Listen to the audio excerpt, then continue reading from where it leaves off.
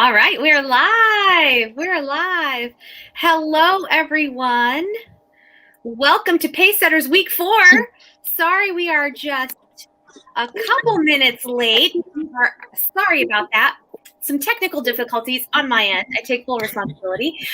But we are here and we are ready to get started. So I hope you're excited to learn and take a lot of stuff away. So thank you for investing time in your business and in yourself, joining us tonight live. And thank you if you're watching the replay. We appreciate you taking the time to do that. Make sure you give StreamYard permission to see your Facebook name so that we can see your comments and see who's making the comments.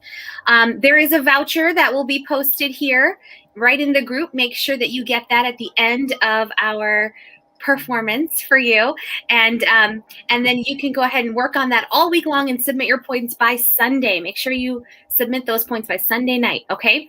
And please comment right now. If you are watching, please comment and say hello to all of us and let us know that you're here, and let your director know that you're here too. We want to know who's all here. So I see a bunch of people jumping on. This is great. I'm so excited. Okay, so without further ado, let's get started.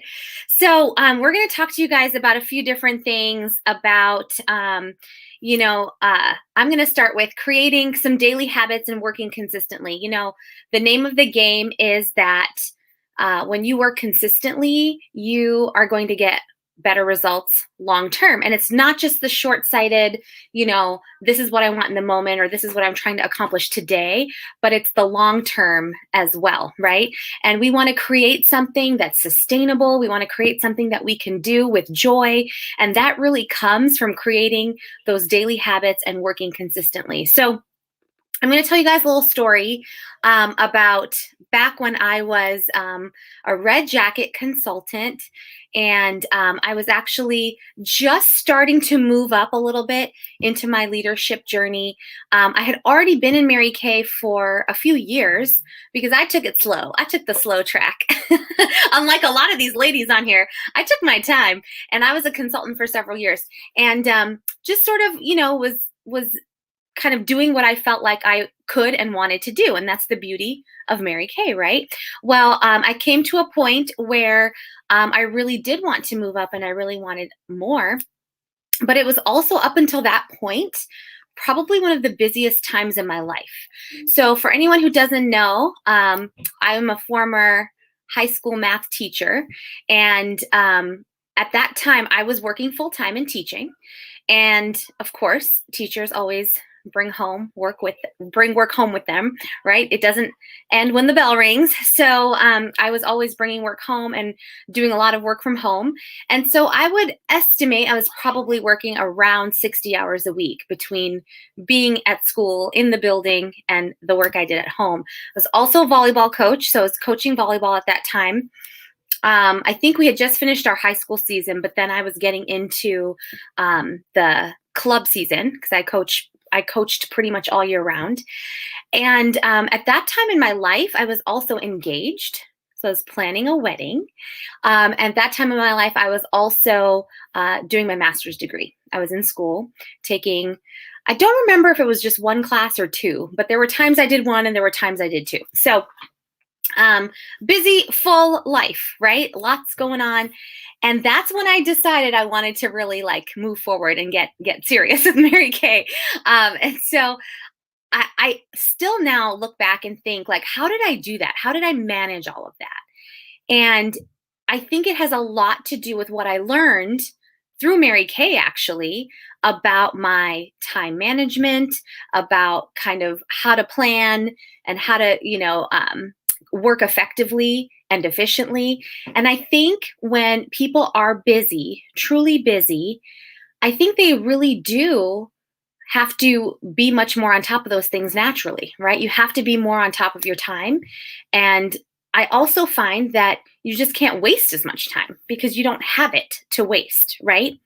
And so what I have found is that whenever things get really busy in my life, even now, I feel like I get a lot more done. And it's the irony of that is interesting, right? And it's because when you're faced with more things that demand your time, you become a master of your time just naturally because you have to and you have no other choice. Okay. And so I remember that during that time is when I got on target for my car and I became a DIQ, and I was going through DIQ in those months, in those seasons of my life. And I had a sense of urgency. And I think that's part of why my time was managed well, because I wanted to finish DIQ and debut as a sales director before I got married, right? I didn't want to drag that on into the first months of my marriage, the time during which I would be going on my honeymoon, right? I didn't want all that. So I knew I had to finish, because if I didn't finish, it probably would not have happened for several months after that. And so part of, I think, being committed to managing your time has a lot to do with how vested are you in the goal and accomplishing it in a certain amount of time. And for me, it was not negotiable to not finish directorship before my wedding. So my wedding was in May, and these were kind of the early months of the year, January, February. And I handled all of that by doing some of the things that I'm going to expand on and talk about in a few minutes. But I think that the first thing is knowing in your mind that you are capable of it, that you can handle it. And I think so much we talk about all the time is about mindset, right? And your belief. And if you're telling yourself the story that you're too busy and you can't do something, that's going to become your reality, and that's going to become your truth. But if you look at it like, okay, here are my 24 hours in the day, and here's how I'm going to break it down, and here's how I'm going to get this done, and this done, and this done, and this done, amazing things can actually happen. And you will be capable of so much more because you're intentionally blocking your time to do all the things that you want to do. And so when I was reflecting on this, I was thinking that's really the only way. That was the only way that I could have done what I did in that season of my life when I had so much going on. How do you fit in, taking care of all the things that you have to take care of for your wedding planning, and go to class and do your homework and teach full time and get everyone's grades done, and plan a practice and coach a high school team. Like, how do you do all that? It's because of the not the mindset of I'm stressed about all this. How am I going to do it all? But by looking at it like, okay, I have this time. Where's it going to fit in, and how am I going to do it? And planning and blocking that out and making it happen.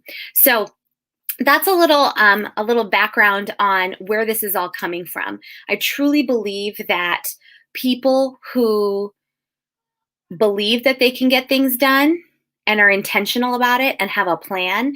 And, if this is not your strength, that's okay, because there's a lot of resources and a lot of tools and a lot of people who will help you figure that out, right? That's the beauty of this community that we're in. But just know and believe that it is doable and you can handle it if you give yourself permission to handle it. Okay. All right. So let's get into it. So working consistently, you guys, is so important. Your habitual daily choices are so important. One of the things that I think consistency is key with is building trust. And that might sound a little strange, but building trust is really, really important in any relationship, right?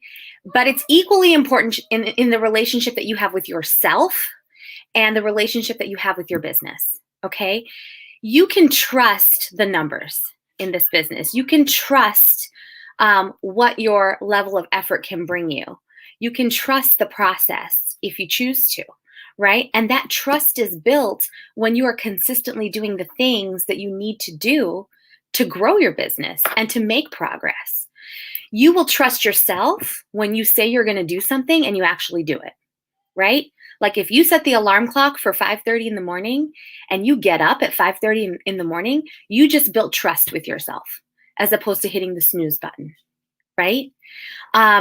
When you if let's say you're on a diet or something, right? Like if you stick to the diet and you don't choose the chocolate cake over the salad or whatever the situation is, right? You've just built trust with yourself, right? Because you said you were going to do something and you did it. That builds trust, right? Just like it does with other people. When other people do what they say they're going to do, you build your trust with them. You need to build that trust with yourself to be able to have the belief and have the level of knowing that you can accomplish whatever you set your mind to accomplishing. Okay? When you trust yourself, others will begin to trust you too, because that means you're a woman of your word. That means you have done what you've said you were going to do. That means you can speak to it. That means you can tell others about it, right? So you're building trust with yourselves builds trust with other people as well. When your team members or your customers or your family members see that you are consistent in what you say and do, that your actions match your words, then more trust is built there too. Okay? The other thing I want to just say is that successful people, you guys, say no a lot. Okay? We are often trying to please other people, right? There's a lot of people who are people pleasers, and that's great and all, but the people who are most successful say no to a lot of things. And it's because the people who are most successful know what their end game is, right? And they know where they're headed, and they know that everything that they do with their time is something that they've allowed themselves to do. If everything on your calendar is something that you put there and that you've agreed to. Okay, so when you build trust, when you say no to things, you are allowing yourself permission to say yes to the things that matter the most.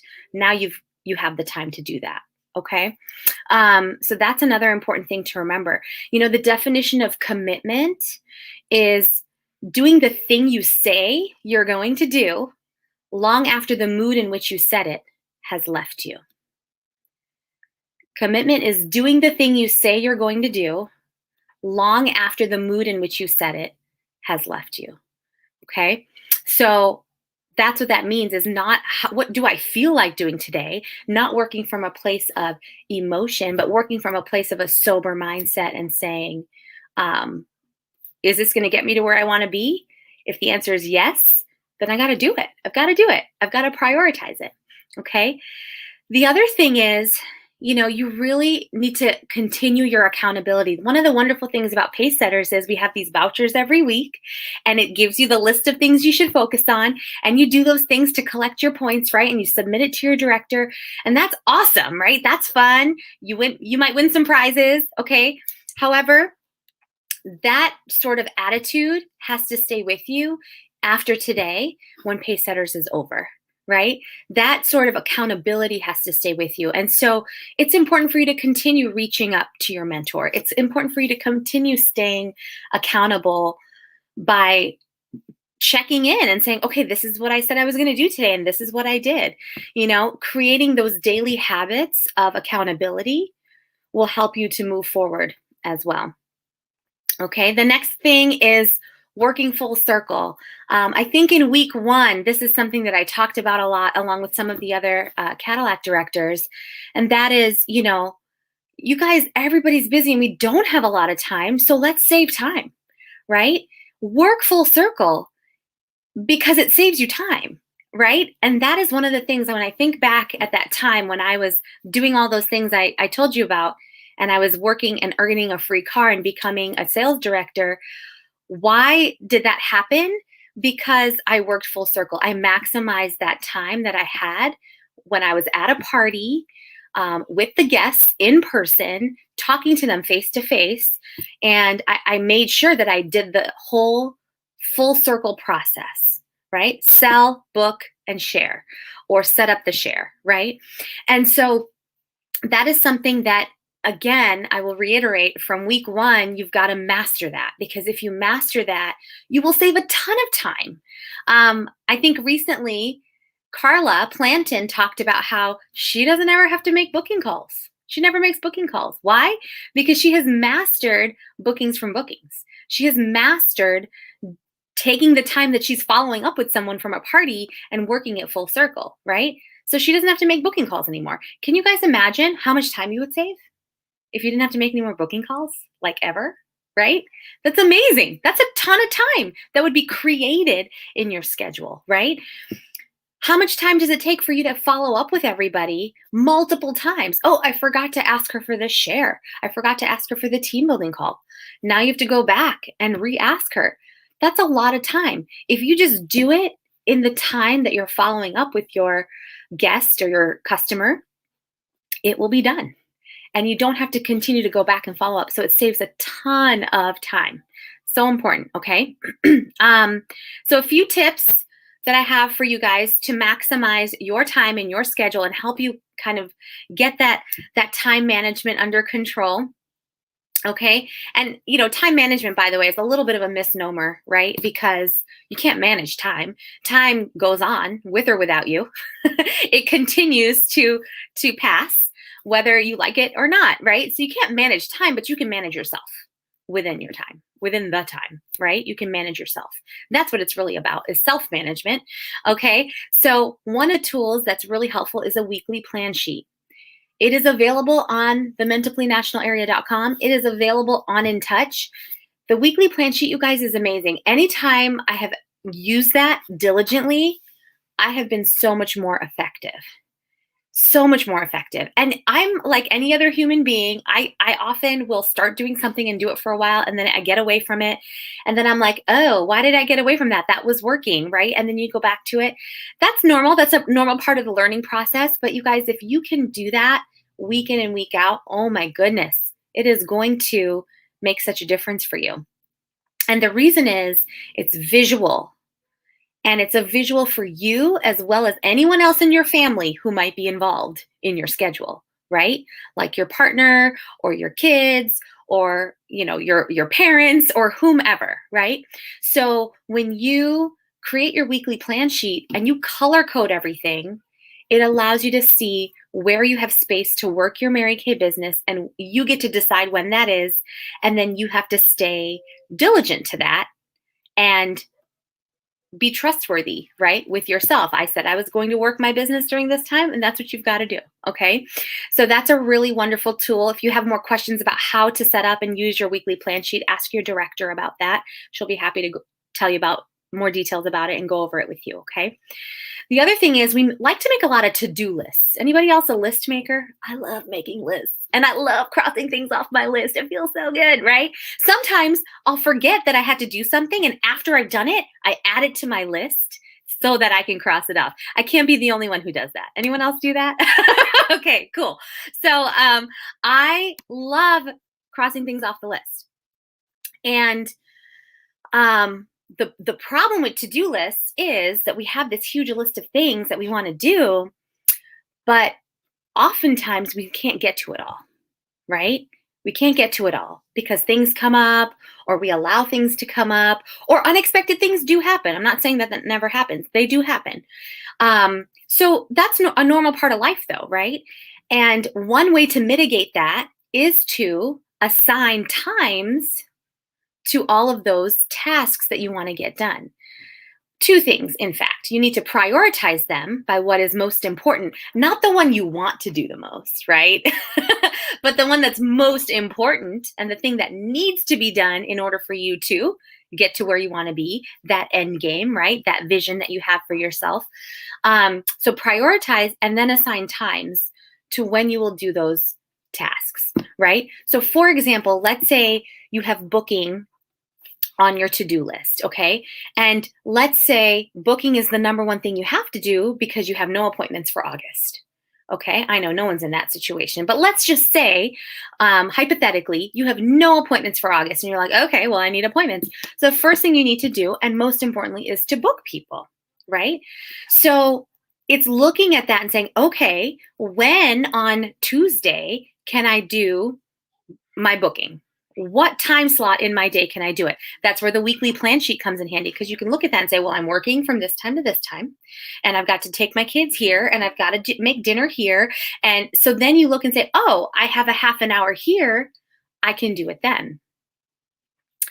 So you assign the time that you're going to do it, and you block your schedule off to do it at that time. Why? Because it is your number one priority for your business. And it is the one thing that is going to get you to the next step, right? So even if you didn't get to the other things on your list, you got the most important thing done. And that is something to celebrate and be excited about, right? So it's really important that you look at the list of things, you decide what's most important that has to get done that day, and you assign them times so that you get those things done during that time block in that day, okay? And be realistic in terms of how much time it's going to take you. And sometimes, you need to figure that out. Maybe you don't know that right off the bat, but after a week or two of trying to iron this stuff out, I think most new consultants can get an idea of, okay, this is how long it takes me to reach out to 10 people. This is how long it takes me to reach out to 30 people, right? So you can determine, okay, I'm going to do a half hour here and reach out to half my list, and then I'm going to do a half hour here and reach out to the other half of my list. You'll figure that out, and your director can also help you figure that out as well, okay? The last thing I'm going to say about a specific strategy or tool is what I call a brain dump, okay? A brain dump is all the stuff that's swimming around in your head that you need to do, or someone else needs to do, or you need to remember. All the stuff that's swimming around in your head, don't keep it here. It is really overwhelming and stressful feeling, like you are totally going to increase your blood pressure and your cortisol levels by keeping it all in here. Dump it out onto a piece of paper where you physically write all those things. Write all that stuff down. Okay? Write all of it down. Everything that you can think of, from the most minor detail to the most broad thing that you can think of. Anything that's in your brain, put it on paper. Okay? Then you're going to categorize it.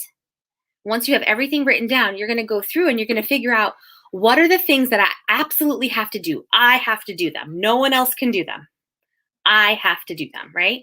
Those are the things you're going to mark that you have to do, right? What are the things that you can delegate? Who else can do that? Could my partner do that? Could my kids do that? Could my friend do that? Could my colleague do that, right?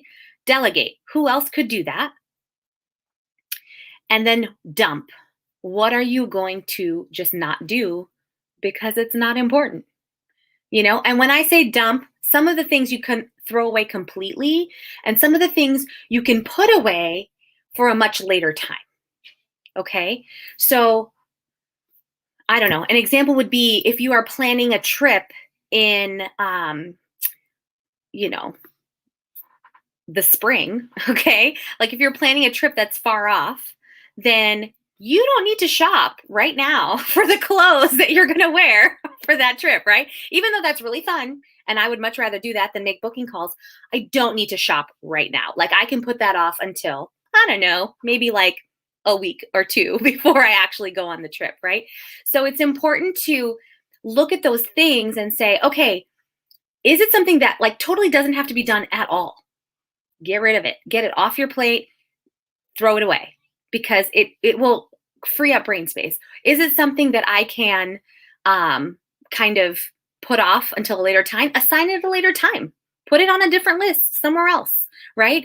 And then your mind is free to look at, okay, what needs to be done right now? And that's what you can focus on doing right now, okay? So hopefully some of those tools help. Those are some of the different things I have utilized in the past and currently to help me kind of manage my time a little bit better, help me to prioritize a little bit better. Planning always makes me feel better. When I have plans on paper and I can actually see everything in front of me, it always makes me feel better. So I really encourage you guys, get all the stuff out of here, okay? And I will just close with this. Something we talked about this morning on our director meeting, which I really loved, was we talked about decision making versus decision managing. Did anybody else love that? I loved that. Decision making is like saying, whatever your goal is, like I'm going to be a star consultant, or I'm going to earn a car. Or I'm going to go into DIQ, or I'm going to become a red jacket. Whatever the goal is, like that's decision making. I'm going to do X, Y, Z, right? But decision managing, you guys, is managing yourself through the process of getting there, right? Becoming a red jacket is an awesome thing, but you can't become a red jacket unless you manage your decisions that you make on a daily basis and create habits and consistency in what you're doing so that you can then become a red jacket. So you're doing the right things and taking the right steps to then become a red jacket, right? So I can say all day long that I'm going to be $1 million director or I'm going to be a national sales director, but unless I am managing my decision daily, making the right decisions daily, prioritizing daily, right? Managing my time or managing myself within my time daily, none of those, I'm never going to get there. I'm never going to get to the place I want to ultimately be, right? So I thought that was really, really awesome. And it's kind of, it makes sense, but sometimes we need a little bit of a reminder when it comes to that. So that's everything from me. I'm going to pass it along to Rachel and Crystal. Hi, everyone. I'm so excited to be here on the last week of Pacesetters with you guys. So, Crystal and I are going to be sharing a topic of letting go of your imperfection. So, basically, failing forward to success. Okay, which sounds really weird, but it works. I promise. You can fail and still succeed. That it works that way. So, I'm just going to start with just a little story about my journey through that, because honestly, my story in Mary Kay has been that. Like Srila, I waited a few years before I actually started to really do much of anything with my business. I was a consultant for 3 years before, oh, I'm sorry, 2 years before I decided that I was actually going to do something. Before that, I was doing it one day a week, one day a month, just kind of playing in it. And I went to seminar, and my vision was open to what could happen for me. And I said, sure, yeah, I want to do that. Like, I want to become a director. Like, I want to do all these things. And so I started my journey, but that's where the failing forward kicked in. Okay. So I don't know how many of you have said, even becoming a star, like, oh, I'm going to become a star. And then, life happens. Maybe you just don't feel super confident in yourself, anything like that. And, you kind of lose the vision and the heart, and, you kind of slow down to a snail's pace and it doesn't happen. And you're like, oh, well, I didn't meet this goal. Well, maybe next time. Like, you get really close, and like if you worked really hard, you could have made it, but you were like, nah, I'm just not going to do it. Like, I'll just do it the next quarter. Okay. Well, that happens. That happens. And if that happened to you, one thing that I love that Diane said is, we learn, we take a lesson from what happened. Okay. So we learn the lesson, then we make a decision to move forward and step into the success. Okay. So you fail forward. Yeah, you didn't meet your goal, but you can still step into the decision to do it again and do it better, even better. So that is what happened to me. So I said, after the seminar of 2019, I said, yeah, I want to become a sales director. Like, let's do it. Okay, so seminar that year was in July, you guys. I didn't become a red jacket until March. Okay, this is a lot of many months of saying each month, yeah, I'm going to be a red jacket by the end of this month. And then, not making it, like, oh, okay, well, I'll do it again next month, and not doing it. And each time I did that, I did learn a lesson. I learned a lot about myself in the process, because that's what happens, right? You learn what things you're making more of a priority than your goal, like Srila was talking about. You learn, some unpositive thinking about yourself, and you learn how to switch that around. You learn how to build your people skills. Okay, that was a lot of mine. You grow your confidence. Mine was really a lot of growing self-confidence, knowing that I can talk to people and it's not scary. You just have to do it, right? You have to ask them, even to book, you guys. Like, I was terrified to talk to anybody. Okay, the fact that I became a consultant is a miracle.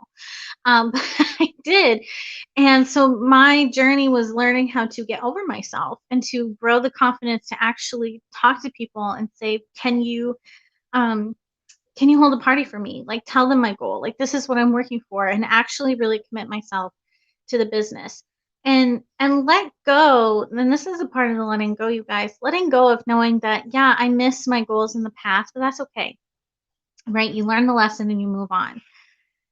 And also letting go, I'm a very much like, I want to know everything personality. Okay. Like, that is my personality. So if I don't know everything, sometimes deep down inside, I don't feel like I'm equipped to actually do the thing. Okay. That is my downfall that I'm continually growing in, you guys. I still am growing in it. Okay. And so that was part of it. Letting go of that and knowing that I can be imperfect and not know everything. And I'm not going to be perfect, but it's okay, because as long as you have the true heart of loving, serving, and caring, you can make it happen. Okay. And you can use those as stepping stones to get to where you need to go. And that's what I did, you guys. From July until March, that it was just a whole learning curve of managing my time, letting go of the imperfection, learning about myself, a lot of failures, but also a lot of successes along the way, because I learned, I learned all the lessons that I needed to. And so finally in March, I became a red jacket, which was awesome. Okay. And then it took me from March until October to actually become a sales director, even though there were many times in between there where I could have done it a lot sooner. But again, it was, learning how to be a leader, letting go of, like, I'm never going to be the perfect leader, but as long as I keep working to better myself, like, that's okay. Like, you can do that. Going for a higher level of star each quarter, you guys. That is something that I did along that journey as well. And maybe you're there. Maybe as a consultant or even as a senior consultant, you're like, I just want to get a higher star level. This, like, maybe you're not interested in, moving up, which I highly recommend because it's super fun. But maybe you just want to start by getting a higher star quarter this year. Okay. You can do that. Like, don't write the story for yourself that what you did in the past is what you're always going to do. Okay. Even though we're in the middle of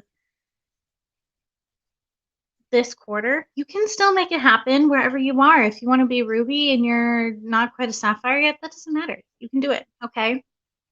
And just let go of knowing that you're never going to be perfect along the way of doing it. And yeah, even in the successes, you do make mistakes and you do fail. And that's totally fine, you guys, because that is how we grow, and that is how we show other people, like, you can do this. Okay, if I can do it, then you can do it, right? So that is just a really quick anecdote about just a really quick snippet into my journey, you guys. And I'm still, like I said, I'm still growing. I still make mistakes, and I'm not perfect. And I still have areas that I grow in every day, in myself personally and in my business. But as long as you are dedicated to learning the lessons, reaching out to your mentor, your director, whoever that is, and talking to them and telling them, this is what I'm going through and this is what I want. And they can help you create positive mindsets for yourself and how to let go of those really high expectations of being perfect. And, if you do have a failure, like, they can get you out of that headspace, that funk that you can get yourself into, and they can help you out of that and give you the tools and the muscles in how to do it yourself. Okay. And I just encourage you to use Pacesetters as your launching place. Okay. I love Pacesetters. Even as a director, like, I love Pacesetters. Like, I take what everyone says and I do it, right? Because it's great. And use this time to just kind of refresh yourself with the skills and the knowledge that you already know, because you already know how to do it.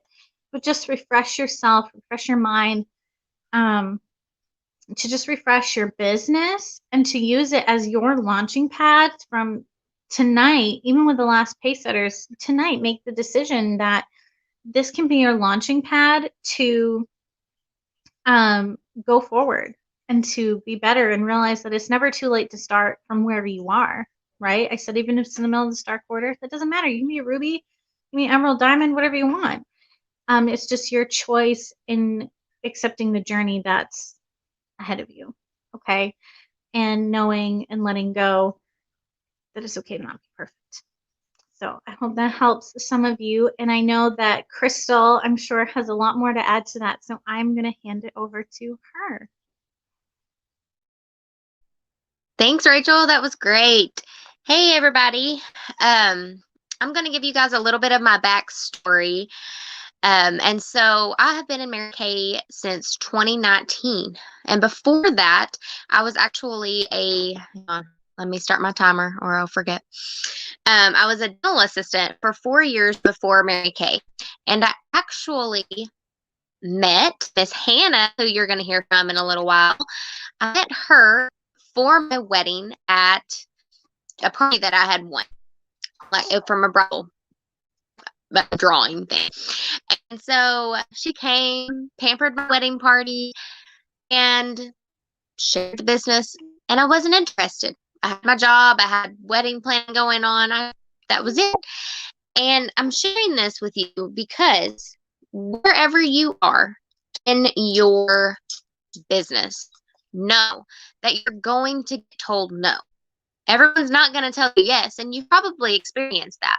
But don't let those no's trip you up and make you stop, because it's easier to keep train moving if you continue to do something instead of letting it stop when you get a no and letting it trip up your business. Then you have to start over and get it going again. And so I met Hannah in 2016 for my wedding. Wasn't interested in the business, probably tuned her out when she was talking about it, to be honest. And so went on about my way. I bought skincare, I bought makeup, loved it all, used it. Then I moved to Wyoming with my husband. And I ran out of stuff. And I was the typical customer that was like, I'm not going to reach out to her. I knew she still sold it because she sold to my sister. But I was lazy to reach out to her. And so I just went and bought something else. Hated every bit of it. And finally, fast forward to 2018, I ended up getting pregnant with my son, who's now 3. And so 2019, I was kind of to the point, you know, how moms are. You feel down on yourself. You feel bad. You're not, I don't know, just feel yucky. And I reached out to Hannah because, like I said, I still knew she was a Mary Kay consultant. And so I literally sent her a picture of me that I had taken on Snapchat. Do y'all know what that is?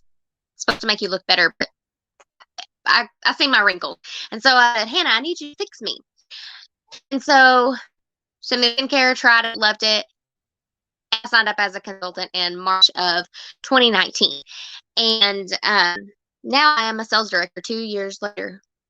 And so I see that and I share that with you because Hannah got a no back in 2016 from me. Probably wasn't expecting to ever hear from me again.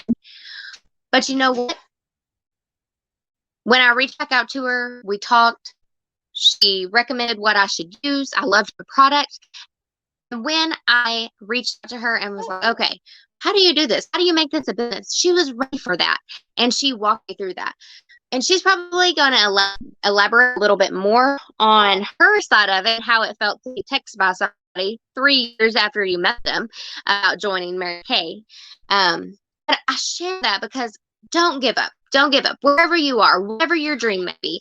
If you're a brand new consultant, if you're a senior consultant, wherever you're at in your path, if you've had to re-sign up and start again, that's okay. Just keep going. Don't let those no's, don't let the disappointments, and don't let the failed goals make you stop. Because I truly believe that each and every one of you can be successful. You've got to believe in yourself too. And don't be afraid to reach up to your mentor when things are going rough and you're like, okay, well, I've tried it this way and Susie Q told me no, and I've got 5 other no's this week. Reach up to her because she's been there. There is no way any of us sales directors got to where we are without hearing the no's, without having failed goals, without just having, valley moments. But you rise above those, You learn as you go and you grow and you beat those valley moments and you're going to get on those hills and you're going to have a good time and you're going to make things happen. Thank you guys. That's it.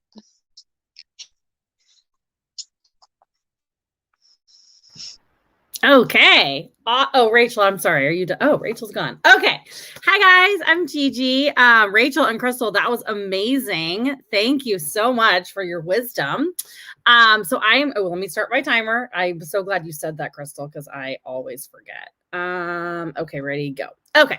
So I want to talk to you guys about why you might move into your red jacket and about team building. Okay. So the first thing I want to say is don't prejudge anyone. And I feel like it is so easy because I feel like on some level you're like, okay, I know who I want. Right. And I'm sure you've seen things that are like the best Mary Kay consultant is married, college educated, whatever, has a part-time job, blah, blah, blah. But the truth is, and I have proven this to myself, like so many times, it is always the person you least expect. So I'm going to tell you guys a quick story about that. So in the before times, before COVID, I used to go to right outside of Albany, New York, and I live in right outside of Providence, Rhode Island. It's about 3 hours away. I used to go once a month with another director, Zara Beth, who is awesome. And we would have like a girls' weekend and we would do a ton of Mary Kay parties out there because there are not a lot of consultants out there. And so I had this one party that was at this like mansion. Okay. And like everybody who RSVP'd was like 22 to 30. They were asking all these amazing questions. And I was like, I'm going to recruit like 8 people. I'm going to sell like $1,000. This is going to be amazing. And I think it was a group of like 14 and they were doing their whole like bachelorette weekend at this girl's parents' house. But like they clearly had money to spend. They knew the industry was psyched. Right. And then I had this other party that just like, because I create people on Facebook, I was like, I wouldn't wear that, for example. Or like, oh, interesting. Like that's what you put as your profile picture. It just, like they were not, I didn't think, I should say, that they were like my people. Okay. So, oh my gosh, my cat is here. My cat has not been here the entire time. And I feel like she's going to like walk right in front. So if she does, you can meet Calico. Okay. So I go to the mansion and the girls are so sweet. And I sold nothing, you guys, $0. And like, no second parties, no team building calls. Like they didn't even lie to me, which I guess is a blessing. They weren't even like, yeah, I'll do a team building call and then blew me off. Like it was a hard no. And they were sweet, but like they wanted me to be done so they could move on to whatever was next, which interestingly, they were making like floral crowns out. I don't even know. Like they were making floral head wreaths. That was their activity. Anywho, so I went from there to this other party where I had already grouped them on Facebook and was like, ugh. So you guys, I was like driving through rural New York. I literally drove down a dirt road past cows. I get there and it's a double wide trailer. And I'm like, okay, I need to get in and out of here. And they open the door and there's like, it smells like cat pee. And I have cats, so I'm like tolerant, like if I'm bothered, you know what I mean? So anyway, there was like a bunch of vet techs is who it was. And so like they have taken in, strays, whatever. So anyway, I'm like, oh, MG, like get me out of here. There's only like 6 or 7 of them. Somebody's like mom or future mother-in-law like refuses to participate. You know that one who's like heckling. Somebody gets really drunk. I don't even remember like what happened with her. I end up selling over $700 and signing up 2 people. Like you never know, you guys. And the people that I sold to have remained, I'm pretty sure, have remained loyal customers. A bunch of them are my Facebook friends. The ones who joined my unit have continued to do things pretty steadily. I mean, it's crazy.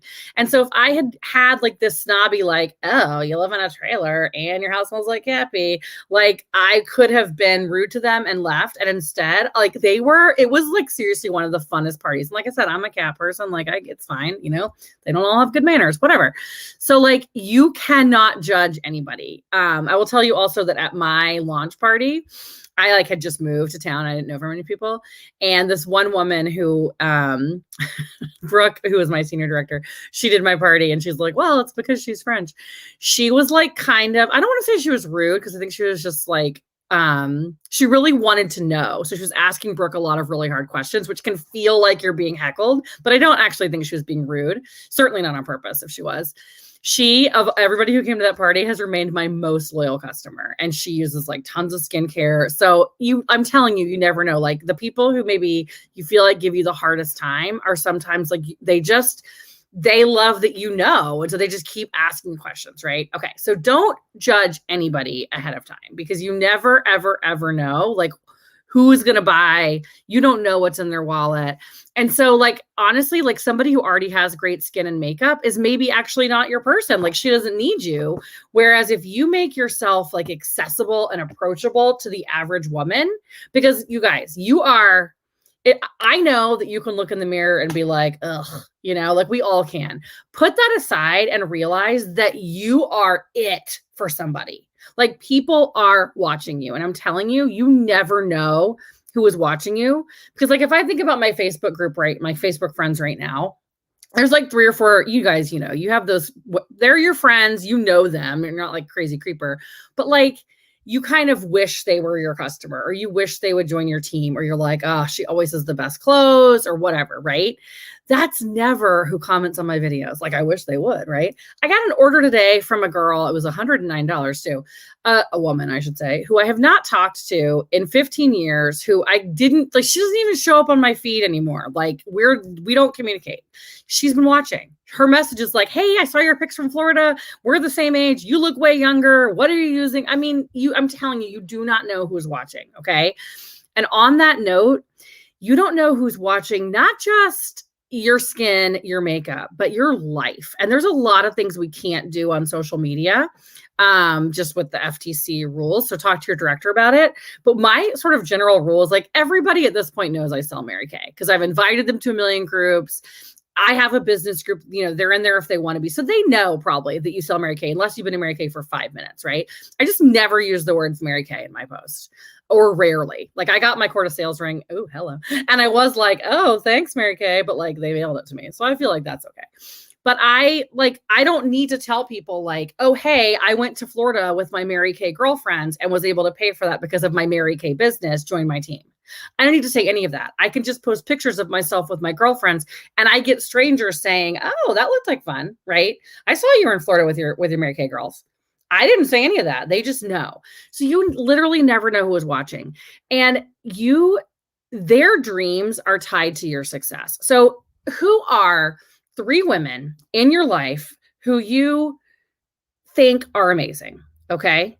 I promise you that they want to help you win. And I also promise you that people you haven't even thought of want to help you win. You know how many times I've had someone come out of the woodwork and be like, hey, did you meet that goal? And I'm like, what goal? Because I have a goal every month, right? But they're watching and they want to help you win. So why should you be a red jacket? First and foremost, the paycheck, okay? This is a business. And I think I said this in my other training. I am not afraid to talk about money, and you shouldn't be either. There is nothing wrong with in a business talking about your paycheck. And as women, I think we're taught that that's like crass. You know what? This is business. We're going to talk about our paychecks. You know what men do? They talk about money and they negotiate and they make more than us. So let's step it up, right? So you need 3 women to join your team and you're going to get a 100 or 200% raise depending on bonuses, okay? In your regular job, are you going to get a 100 or 200% raise just for hiring more people? No, right? Like that doesn't even make sense. So your commission is going to go from 4% to as high as 13% when you're in a red jacket. Okay. And that's between 3 and 5 team members. Go find those people. Who do you know who would be amazing at what we do? Who is your like best customer ever and maybe wants the discount? You go find those people and you promote yourself. You're worth it, right? People are watching you. When they see you do that, absolutely, they know that they can do it too. I used to be in this business group and this woman was actually a handy woman, which is so cool. And her whole business model was that like, yeah, she would come over and like fix your toilet, but she only worked for women and you had to like learn. So, and her motto was, I can do it. You can too. And years later, like this was in my past life as an attorney. So I've lost touch with her, but it has stuck with me. I can do it. You can too. And I just thought that was the coolest thing. Side note, I bought my own cordless drill today because I am a handy woman. And guess what paid for it? Anywho, my point is that's the mindset you need to have. So when people are like, oh, you're so good at it, I could never, get comfortable saying, oh, I can do it and you can too. And not in a self-deprecating, like, I'm such a hot mess if I can do this. We all do that to ourselves. And I'm working on stopping it, right? But when someone, we talked about this morning on our director call too, when someone gives you a compliment, we are very uncomfortable with that, right? Learn how to just say thank you if you can't say anything else. But try when they're saying like, oh, you're so good at that, and then they start negative self-talk. You would be shocked. I say all the time I said it in the car when I was in Florida with some Mary Kay friends last week. I say it in my house. I say it whenever I'm with anybody. There's no negative self-talk here. And you know where here is? Anywhere that I'm listening. I don't want to hear your negative self-talk, but I don't say it in a way that makes people feel bad. So then we're like, oh, I could never do that. I'm like, I can do it and you can too. And then they're taken aback and they'll say something like, no, I'm not. And they start telling me all the things they're not. And I'm like, we don't do negative self-talk here. They pause again because most women don't get this in their lives. And then I tell them all the things that they are.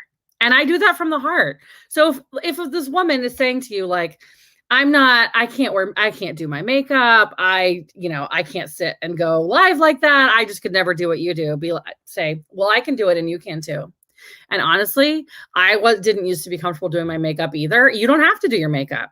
You could put on a charcoal mask and take a picture and post it. You are funny.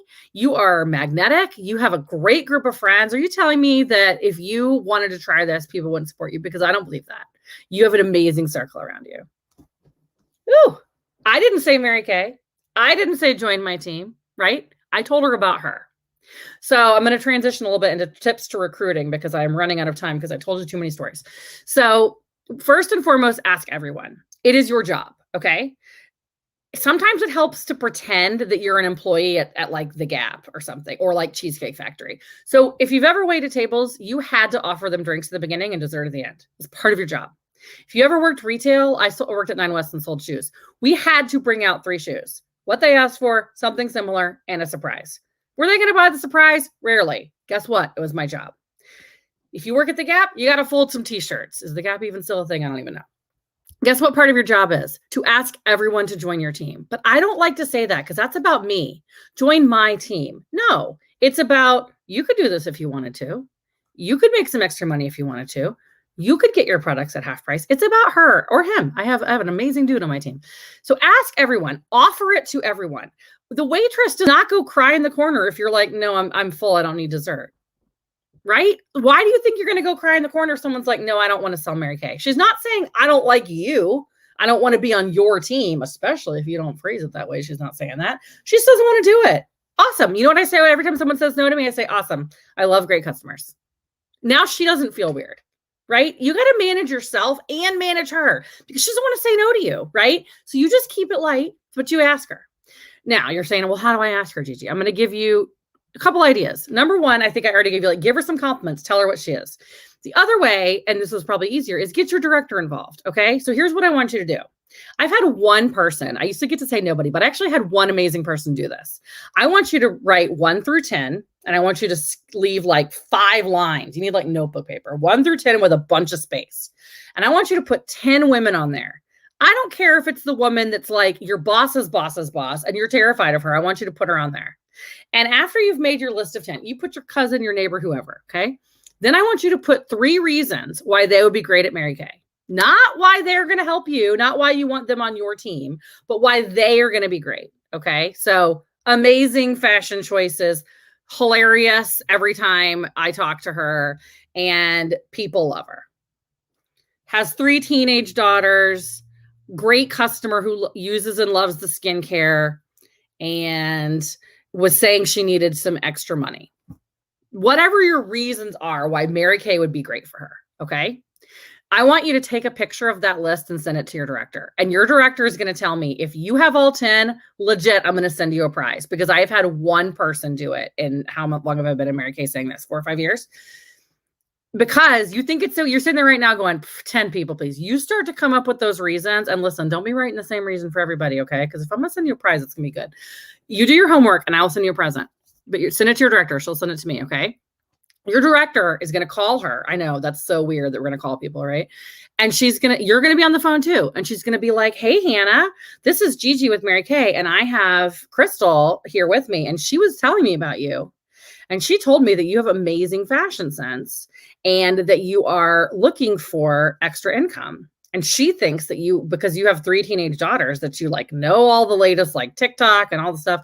but you need a lot of cosmetics and you could get a discount, but that you also might have sort of a natural pool of mothers and daughters available to you and that she thinks you're going to be great. What do you think? I can't remember if it was Hannah or Crystal who I wanted to sign up, but they're both doing it now, right? I just gave her all the compliments that you were afraid to tell her because you told them to me and I told them to her, right? She's going to join your team. Of course she is. Especially when I'm like, dude, it's $30 and you are going to get amazing products that you already love at half price. The last thing I want to say to you guys is, and how much time do I have? Ooh, 13 seconds. I might run 1 minute over.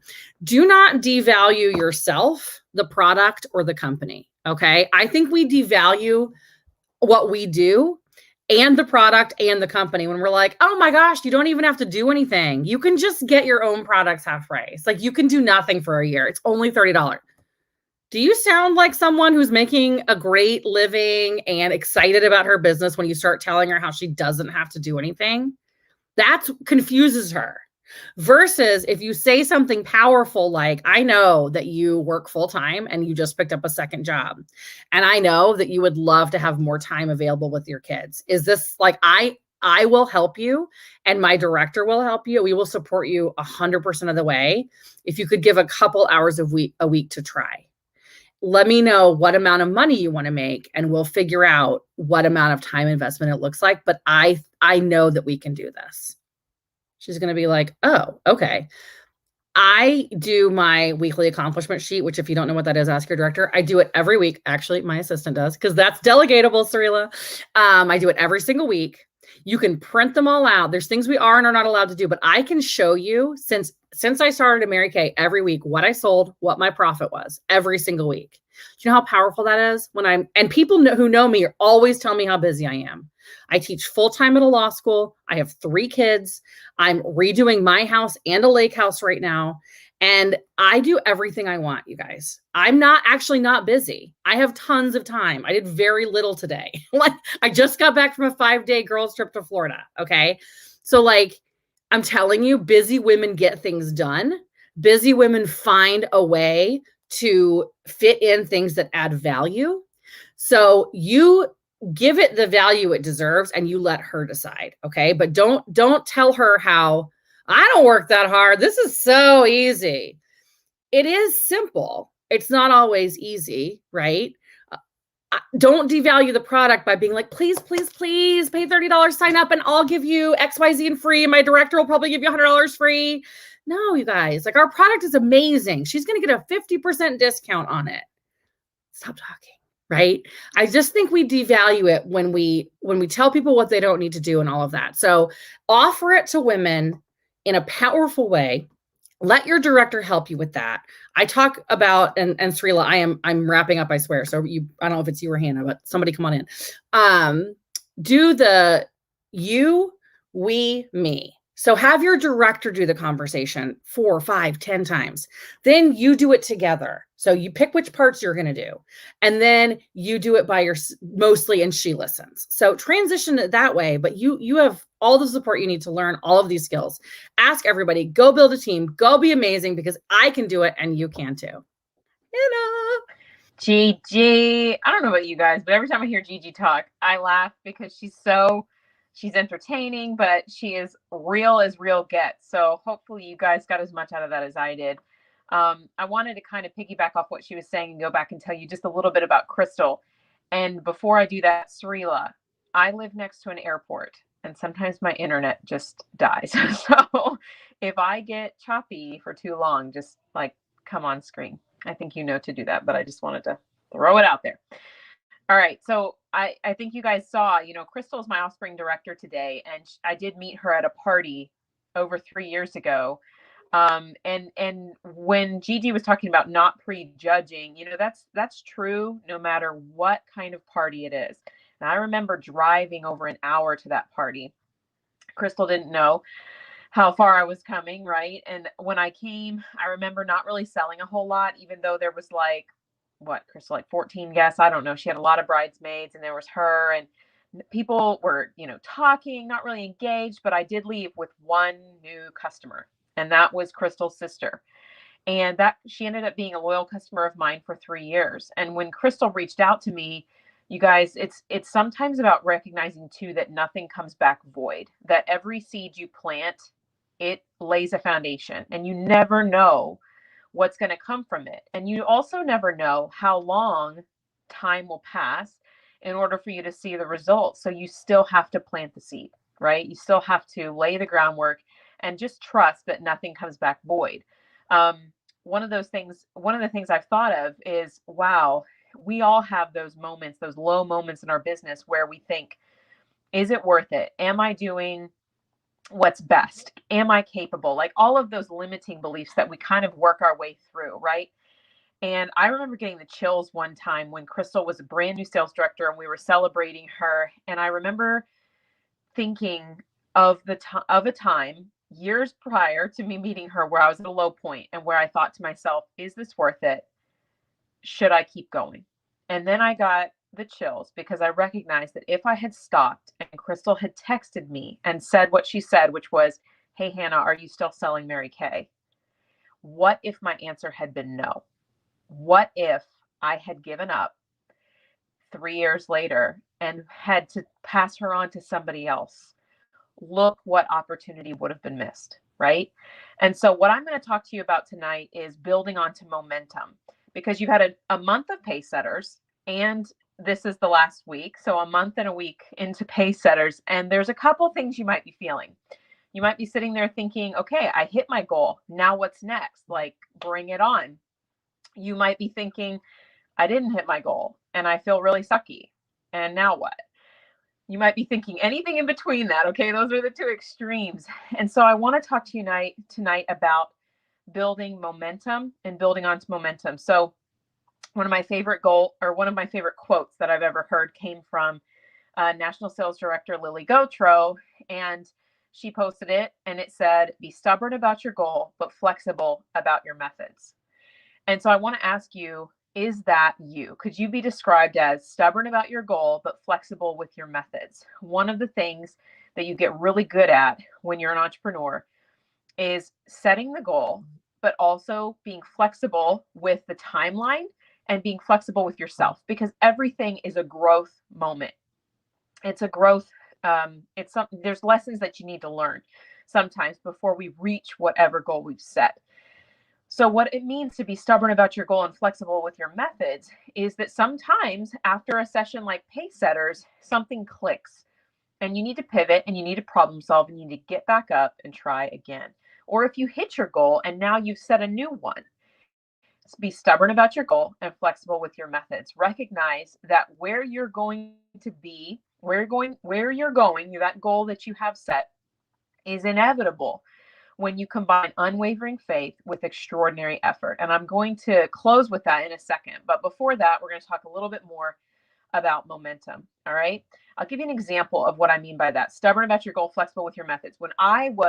This was back in 2012, because I've been a director now for like almost 9 years, 8 years, almost 8 years. But when I was a new red jacket and I was working my way into DIQ, I thought to myself, oh my goodness, I need 3 more. Let me just coast into DIQ. Okay. Let me give you a little hint. That never happens. Coasting into DIQ is not a thing. It will always be a push. And I think it's designed that way purposefully because it's a real proving ground. Like, no matter how many team members you have, to line up 10 at one time, it will always take some strategy. And I figured that out because I ended 2 or 3 months in a row with 7 active team members. And then I would get to the end of the month and I'd go, I need 3 more. Repeat. Get to the end of the next month and I'd go, I need 3 more. And, I kind of figured out by the end of that second month, because, the definition of insanity, they say, is repeating the same thing, expecting a different result. And I thought, okay, I'm not insane. I get it. And what it took was me building on to momentum, the momentum that I created in that month through my personal bookings, and drawing a line in the sand and saying, there is no plan B. What I said was going to happen is going to happen. I had to be flexible with the methods. What I envisioned was I would coast, get my 3 people casually over the course of the month, and they would all place their orders and then I would be a DIQ, right? that's not necessarily the way it could happen. Maybe somebody it does, I don't know. But for me, it was that I had to say, okay, I am going to be a DIQ. And bam, recruited 3 new people, and bam, helped them place their orders within a 48-hour period. Now I'm here to tell you, because I've done it. If you wanted to be a red jacket and you drew a line in the sand, you could be a red jacket within the next 48 hours. You could. And you could probably do it faster, because if I did it in 48 hours, there's probably somebody that's done it in 24. And if there's then somebody that's done it in 24, you could probably do it in 10. You see what I'm saying? Like, there is no limit except the ones that we put on ourselves in our head. So in order to have progress, you have to grow. And sometimes, like Rachel was talking about, that means you have to fail forward to success. And sometimes that looks like building onto momentum. And sometimes it's both, because you can have momentum and fail at the same time. Okay. You can have forward progress and still not get exactly where you wanted to go at the same time. One of my favorite quotes is by National Sales Director Crystal Trojanowski. She said, I always misquote her, but it's this general idea. Disappointment is the feeling that happens when the expectations of what we should have received and the work we did to get it don't match up. Okay. In other words, the only times we feel disappointed is when we expected too much from not doing enough. Okay. That kind of hits me hard, because a lot of times I like to wallow. Are you guys wallowers? I don't like to wallow. I just do. And so sometimes we get to the end and we're like, but I tried. I did blah, blah, blah. It's like, okay, back up. What actually happened? Okay. And sometimes it takes a lot of honesty. It takes a lot of humility as an entrepreneur to recognize that what we expect out of what we do is sometimes a lot more than what's actually going to happen. And I'll give you an example. An example would be to expect to get into your red jacket without seeing any faces at all. All right. Now, you could, as I say that, you're probably thinking of a person who did that. And so there are always exceptions to the rule. But unless you just happen to have 3 people ready to go and they're excited to work a business, the odds are that you're going to have activity first, and you're going to have a lot of faces seen. That's why Mary Kay Ash invented the perfect start and the power start in order to get into your red jacket. And it's like Gigi was talking about, it's not always the people you expect. For example, when I was going into my red jacket, my first 3 team members, we all have that hump we kind of have to get over. And for me, it was red jacket. It was finding my first 3 people, because everyone who I thought would be my first 3 people weren't my first 3 people, including my mother. Okay. I thought, my mom will do this with me. We're besties. She was stubborn. Okay. We all have those moments where we're like, oh, that didn't go how I expected. How do you pivot, right? We can't feel disappointed from results we don't get by work we didn't do. That one came from Sean Key. That's one of my favorites too. If you don't see enough faces in the month, we don't get disappointed and say, oh, I'm not a red jacket. What we say is, I know why I'm not a red jacket, right? Because I didn't work. Okay, now we have that kind of baseline. Now we know what to do. We work, we set up the plan, and we work the plan. Momentum simply is mass in motion. So when you start to work your business and you consistently have these habits, these daily choices where you're moving forward, you're managing your time, like Srila talked about, you're doing all the things, you will build momentum. It is inevitable. It will happen. That is a truth that will happen. You will build momentum. Have you ever heard of the 30, 60, 90-day rule? Somebody may have talked about it in Pacesetters this past month, but I'm going to reiterate it or introduce it. Basically, it says that whatever you do today in your business today, you're going to see the greatest result from 30 days, 60 days, and 90 days from today. All right, 30 days, 60 days, and 90 days from today. That's why when Gigi was sharing how you shouldn't prejudge and how I shared my story with Crystal, 3 years is actually a lot longer than 90 days. But can you imagine if I'd never held that appointment, or if I had quit my business before Crystal ever came back around, right? It's because you're constantly laying a foundation and planting seeds. So whatever you do today, it may or may not produce immediate results. That's not why you do it. You do it to build momentum because you're playing the long game. All right. Red Jacket is maybe a goal, but the long game is all the reasons why you're building your business and the benefit that it brings to you and your family, the benefit that it has on having an influence on women's lives, their confidence, other families, the difference you're making for your national area and your family and your senior director and your team, all of those things. That's the long game. That's why you're here. Okay. Whatever you do, you're doing, it has a compound effect. It has a compound effect. And I love the idea of the compound effect, that everything you do builds on itself. That's the way you build momentum. All right. It's the same concept as pushing a train from a completely stopped position versus pushing a moving train. Which is easier? Pushing the moving train. It is way easier to push a moving train. So in order to go with momentum and build momentum, what you have to do is keep going, keep building. Start where you are and keep going. The whole point of this Pacesetters was to say, start where you are, but then build on. That's what we're trying to really emphasize tonight. One of the ways you can do that in a new month, like August, this is the second, book 5 by the 10th. That's a simple concept that it's game changing for your month and your business. Set a goal to book 5 new appointments by the 10th of the month. And then maybe even repeat it if you so dare. Okay.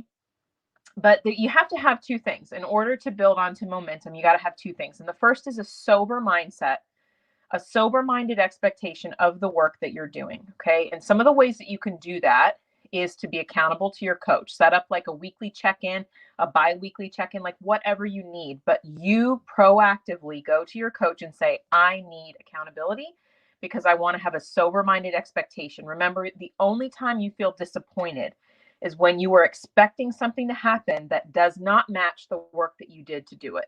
All right. That's the only time, because if you're aware every step of the way that, okay, things aren't coming together because, I was expecting to hold 10 parties and I only held 5 or whatever that is, you're not going to feel disappointed and like you're a failure because you know why things didn't come together, right? That's what it means to be sober-minded. It's making sure that you have a weekly check-in so that if your goal was to sell $300 this week and you sold 100, you don't beat yourself up over it. You say, okay, I only sold 100. So either next week I'm going to sell 500 or over the course of the month, I need to account for that. That's a sober-minded expectation of your work. You account for all of that. Another good idea is to break your month in half and to set up a check-in by the 15th. At the 15th of the month, you reevaluate. Where are you? How close are you to your goal? How far away are you from your goal? If you had a goal and you haven't hit it yet, what stopped you from that? You have to be sober-minded about those things, because if you're truly looking at things with a sober mindset, you can say, all right, here's how I pivot. Here's how I problem solve. And when you grow the muscle of problem solving and of pivoting, you'll get to a point where success is inevitable. All right. The second thing that you can do is to manage your goal with daily choices. Manage your goal with daily choices. And so let's say either you got into red last month or you didn't. Either way, you're probably thinking, and I have a hair in front of my eye. Sorry, guys. You're probably thinking, what next? Like, what now? Whether you're setting the goal so that you can reevaluate things and go for red this month, or whether you're moving forward and you're saying, okay, what's my next spot? Team leader or DIQ? Like, where am I playing here? Either way, the progress toward the goal is achieved through managing your daily choices. And this was a big one for me, you guys. When I had a really big shift in my business a little over a year ago, I recognized that the biggest thing I needed to do was to develop a morning routine. You guys have probably heard of the book, The Miracle Morning. If you haven't, it is written by Hal Elrod, which is actually the same guy who wrote the Miracle Equation, which we're going to close with in just a second. But either way, for me, the important thing was establishing a routine, because just like Srila said, it's not about time management. It's about self-management, right? The day is going to go. You need to manage the time within your day. And you've got to have some type of structure in order to be the most productive self that you can be. So I suggest using like the Miracle Morning, reading that book, using a planner, creating a routine around that. I personally ordered off Amazon. It's called the Morning Sidekick Journal. It was a little less rigid than the Miracle Morning. It just had a loose structure and it provided prompts every day. It was life-changing for me. That was called the the Morning Sidekick Journal. Has a red cover with like an embossed sun. So anything that works for you, okay? Now, just to close things off, because I know I've been speaking probably as long as the others and then some. What I wanted to share with you was this idea of unwavering faith and extraordinary effort. Because you might be in a position, and I've been there, so it's okay if this is you, where you look around, a month finishes, some of your friends who maybe signed up around the same time as you, they're in your unit, they're in your area, whatever, and you're looking around and they got where they wanted to go. And you're sitting there and you didn't hit the goal. And you're looking at them and you're like, man, they're so lucky. Like everything falls into place for them, you know? What in the world?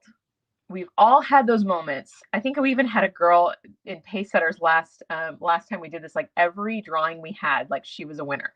Okay. And it was so funny because we were like, she's the luckiest person ever. Is it really luck though?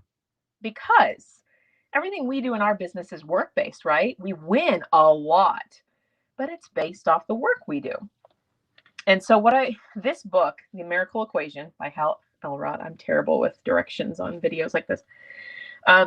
It suggests that when you pair unwavering faith with extraordinary effort, success is inevitable.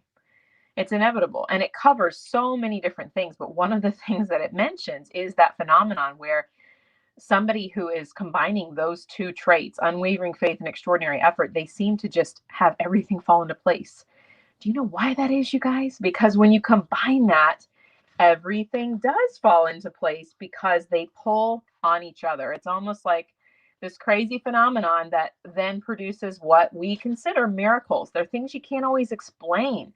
I'm going to read this to you and then I'm going to give you a personal example to close things out, okay? Just this one little part. It says, unwavering faith and extraordinary effort each pulls its own weight, and they also support each other.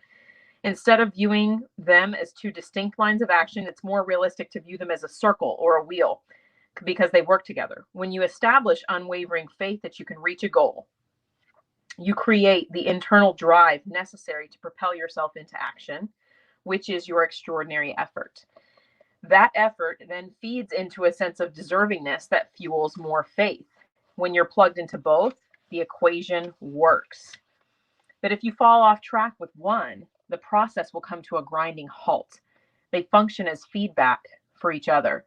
When you approach your life, your goals, your dreams, and even your relationships with unwavering faith, and you put forth extraordinary effort, you'll keep the feedback loop going.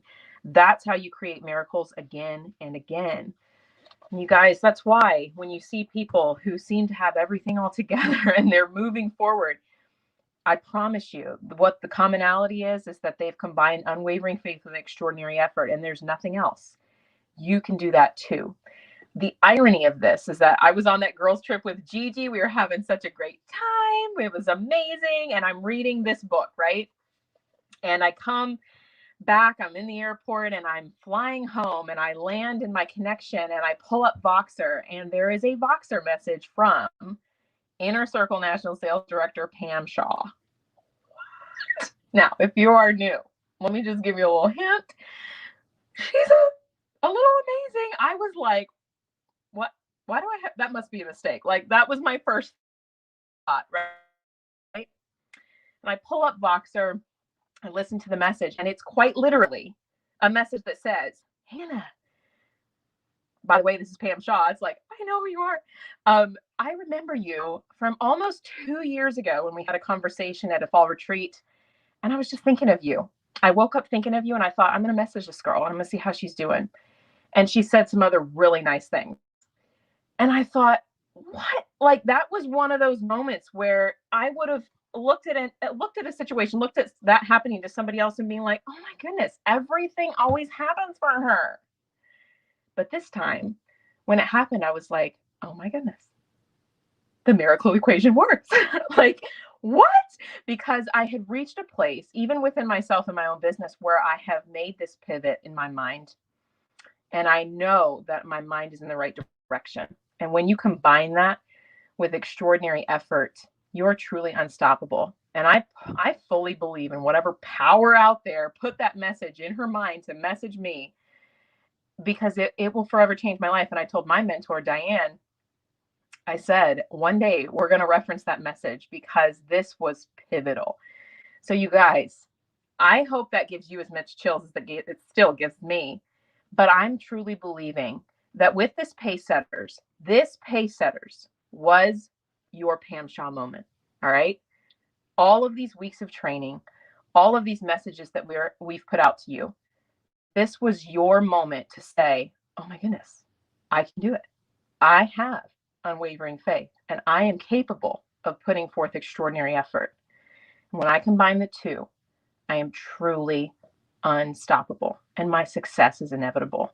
When you wake up every day and tell yourself that, not only will you reach your goals, but you'll reach all the ones you set, and be accountable. Be accountable, make daily choices that manage your goal, and use unwavering faith with extraordinary effort. And your success is inevitable. Thanks for joining us tonight, and good luck in your August.